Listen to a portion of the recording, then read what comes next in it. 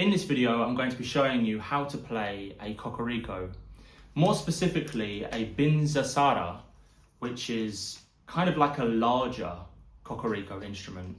Kokorikos are usually like, probably about this big. They can be bigger, but this one is very big. And actually, when I first started playing this, it was very awkward to play because it's so big and it's like, okay, I hold the handles and you can kind of get a sound playing it like this. I used to do this and sometimes like this, but that's not really how you play it. So what you actually want to do is you want to flip it right over and then kind of straighten it up a little bit like this. Depending on the one that you have, it might be slightly different. And basically it's an instrument that's used for percussion and it has these wooden slats.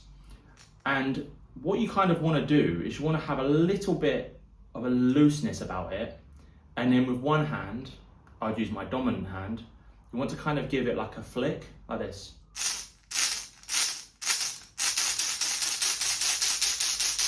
It's kind of like a Mexican wave, kind of when everyone goes, "Wee," and then everyone stands up and you see this wave go across.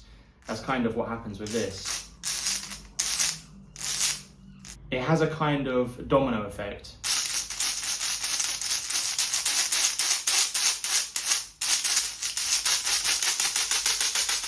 It's a very good instrument for sound effects. I was looking into where this instrument actually came from, and apparently it originated in Japan, but there's also some information out there regarding it evolving from a Chinese clapper.